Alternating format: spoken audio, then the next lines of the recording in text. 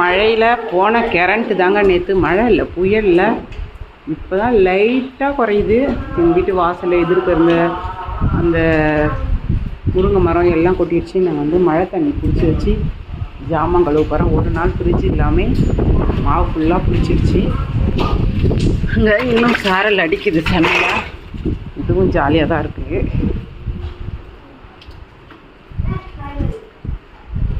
செடியெல்லாம் சாஞ்சிடுச்சு. செம்ம மழை இன்னும் வீசினே தான் இருக்குது காற்று. இன்னும் கொஞ்சம் தண்ணியை பிடிச்சி ஜாமான் கழுவ வேண்டியதான். கையிலே இந்த ரோஸ் லெஃப்டாக கொடுத்துருக்கு பாருங்கள் அழகாக.